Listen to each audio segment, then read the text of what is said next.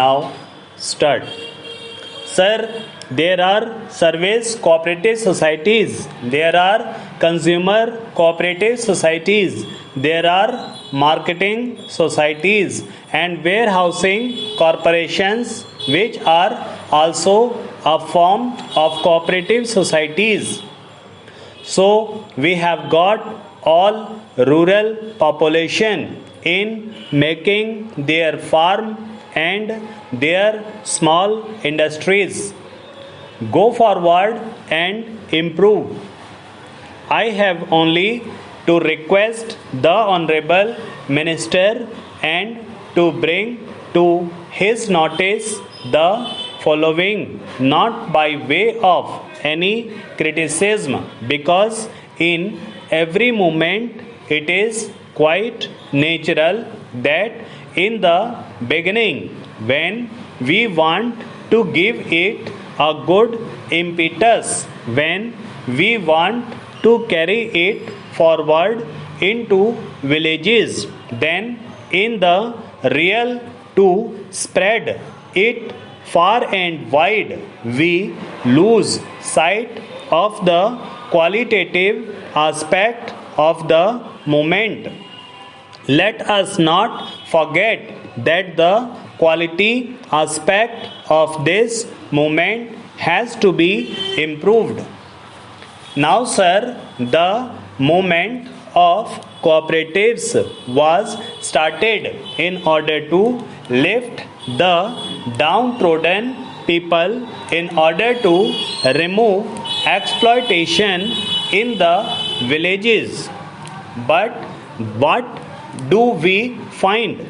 We find that this good movement of cooperative societies is being exploited by the very people whom we wanted not to come in the way of the downtrodden to march forward.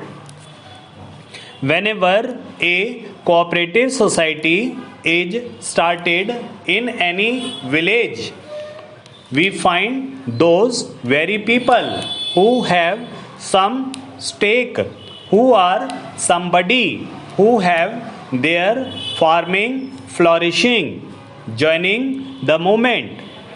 They take charge of these cooperative societies and take advantage out of them. They get loans on very easy term, and it is not necessary that they should invest these loans on the productive side either of farming or industry, but they utilize it in many cases, in most of the cases, to discharge their family necessities. Supposing they require money for their daughter's marriage, they will use the money they have borrowed from the cooperative society for that purpose. So these people who have been exploiting the downtrodden people in the villages are still doing it through these cooperative societies. From the figures, we find that every year the loans granted by the cooperative societies to the farmers are increasing at a very rapid pace, and we also find that they have been realized with equal speed. Every year the realization is successful. A person who is clever enough can manipulate these things. I will give a very salient example in this connection, and I think it will be astonishing. In the villages, what we find in connection with the realization of these cooperative loans is no realization at all. It is a bogus affair. I speak with a full sense of responsibility. what the people in charge of these cooperatives do is simple. This that they realize the loans by asking certain debtors to repay the loan, but the loan is not actually repaid, but it is only adjusted in the books of the society as repaid. The loan is advanced again to the same farmer for the next year. So the realization is shown, and at the same time, a fresh loan is again advanced, and these exploitators who are in charge of these societies charge some percentage for doing this.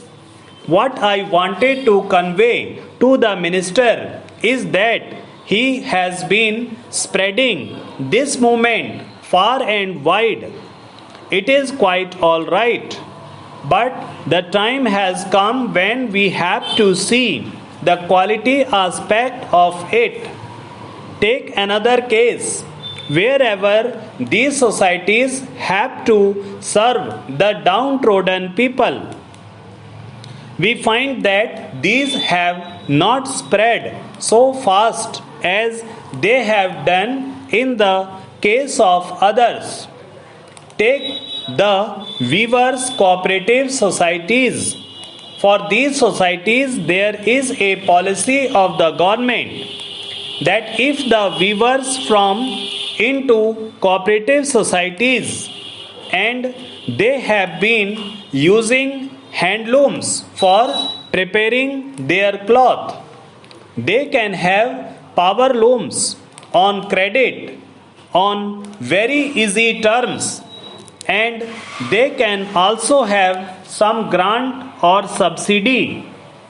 This is a very easy method of converting all the handlooms of the weavers into power looms, but what we find is that the movement is not spreading so rapidly because it has been clearly laid down that the power looms will only be given to genuine cooperative societies of the actual weavers and to displace the handlooms that have been working in the past.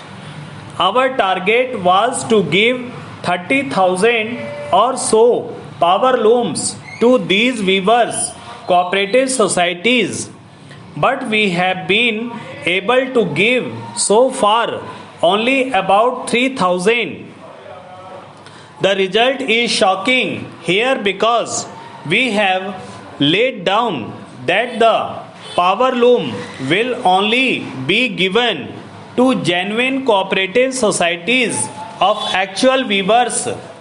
The actual weavers, these small men, do not take advantage of it because of our zeal to spread this movement rapidly.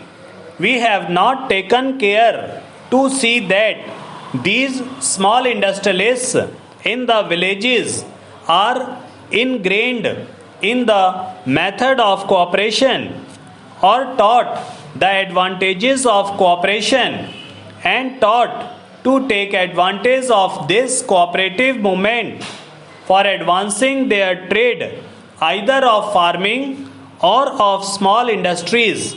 We have to do it now.